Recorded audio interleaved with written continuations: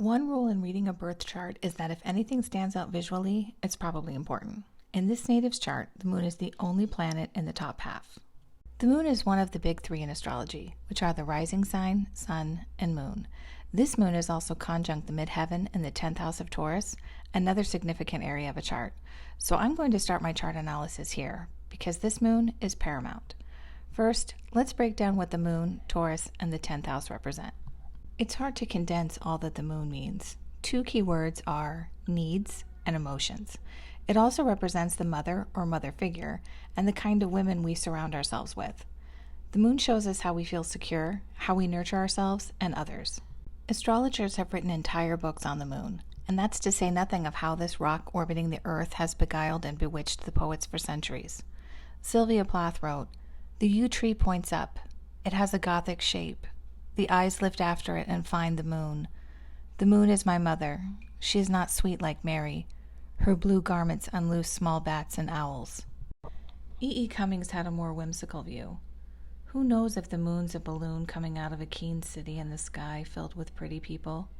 And if you and I should get into it, if they should take me and take you in their balloon, why then, we'd go up higher with all the pretty people than houses and steeples and clouds, go sailing away and away sailing into a keen city which nobody's ever visited, where it's always spring and everyone's in love and flowers pick themselves. Let's move on from this fanciful territory and talk about Taurus. As a fixed earth sign whose astrological symbol is the bull, Taurus is all about stability and continuity. It can be stubborn, bull-headed.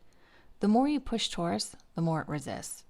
When angered, Taurus can react like a raging bull. It's also sensual, pleasure-seeking, partial to good food and creature comforts.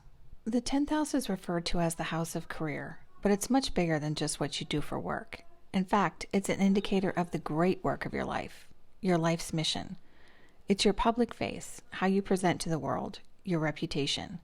If you've ever wondered how people really see you, look to the 10th house along with your rising sign. It makes such an impression that if people mistake your sun sign, they're probably guessing your rising or 10th house sign.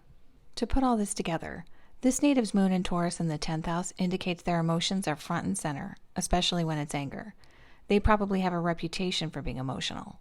They are driven to success as measured by status and wealth, rather than how much they may be helping others. Happiness can come from good food with friends, time spent in nature, and sometimes doing nothing at all, but only if that's based in quiet serenity and not boredom.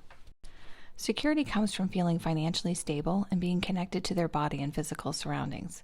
The mother or mother figure might have been stubborn, possessive, and absolutely rigid when angered. This woman also struggled with limited financial means and was likely a source of the chart owner's struggles in life until about the age of 25, all of which is further indicated by the moon's opposition to Mars in the 4th house. We've only just begun to scratch the surface of what this particular moon has to tell us. We can continue building on what we know about Taurus and the 10th house, as well as the moon's aspects to the other planets, to really absorb its meaning in this person's chart. From Toil and Trouble, follow for more.